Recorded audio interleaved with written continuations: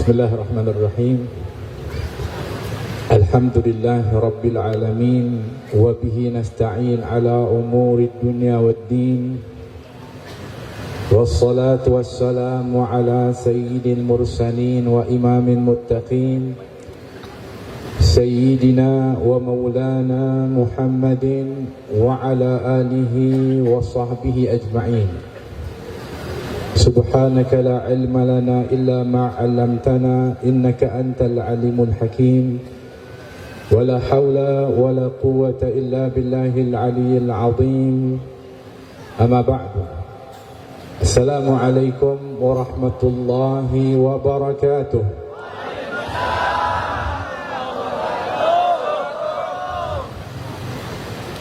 Tak ada yang lebih layak untuk kita zahirkan dengan limpahan nikmat yang begitu besar di saat ini, selain daripada merafakkan kesyukuran kehadirat Allah Subhanahu wa taala yang telah menempatkan kita di tempat yang istimewa.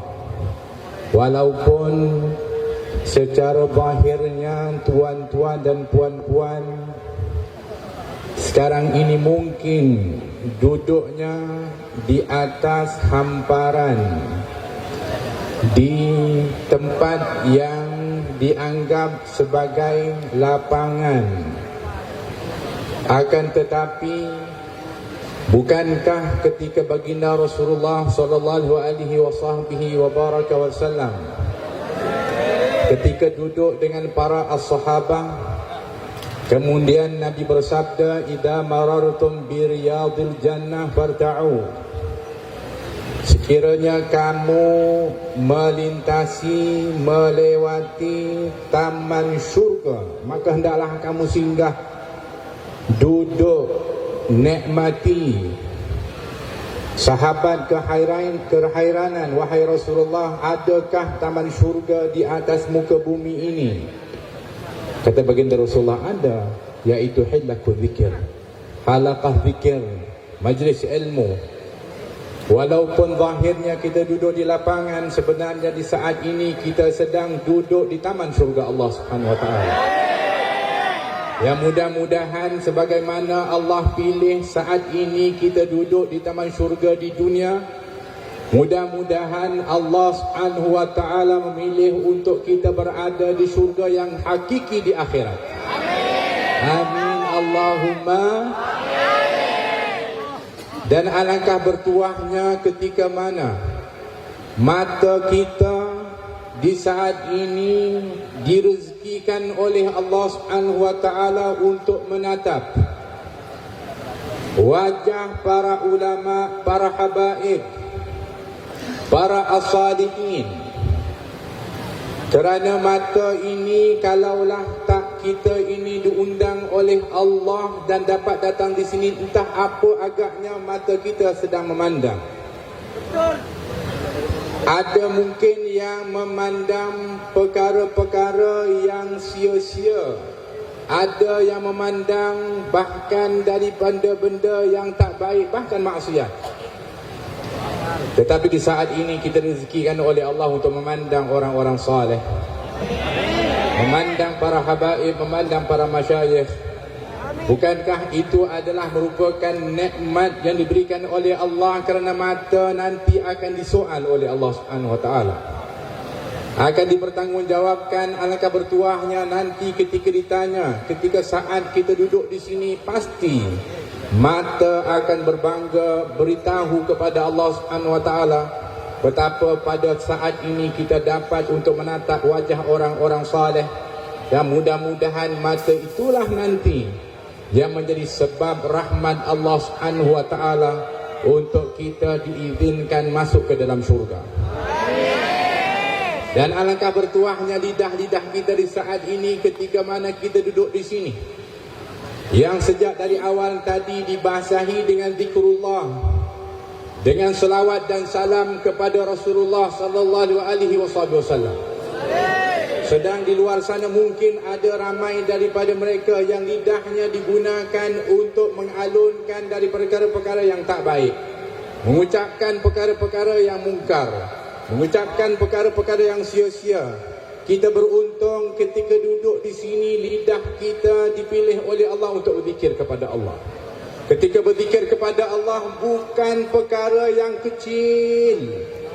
Kerana zikrullah, ketika kita berzikir kepada Allah, maka Allah akan melihat dan juga akan mengingati kita.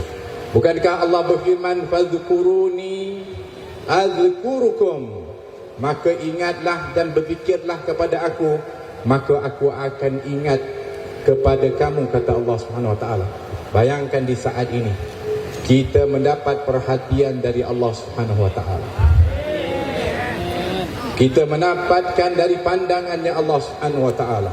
Alangkah besarnya nilai. Oleh kerana itu, 4 perkara yang pasti kita dapatkan ketika duduk di sini tidak lain. Yang pertama adalah disebutkan di dalam hadis baginda Rasulullah SAW, "Ijtama'al qaum yadhkurullah illa nazalat alaihimus sakinah." Tak berkumpul satu kaum berzikir kepada Allah kecuali akan diturunkan kepada mereka as-sakinah, iaitu ketenangan. Tuan-tuan, bapa-bapa, bapa-bapa, ibu-ibu, ada kat belakang tu? Masya Allah. Tenang tak duduk di sini? Ya, memang dianugerahkan ketenangan oleh Allah Subhanahu Wa Taala duduk di dalam majlis seumpama ini. Nazalat alaihimus sakinah, dijanjikan dengan ketenangan. Sebab itu kalau selepas ini saya panggil dan bapa-bapa, ibu-ibu diam, bermakna tenang sungguh, tidur mungkin. Kenapa? Terlalu tenang. Memang dijanjikan di dalam majlis seumpama ini akan diturunkan ketenangan oleh Allah Subhanahu Wa Taala. Ketenangan itu mahal nilainya, tak boleh dibeli di mana-mana. Cubalah pergi ke farmasi pun tak ada dijual yang namanya tenang.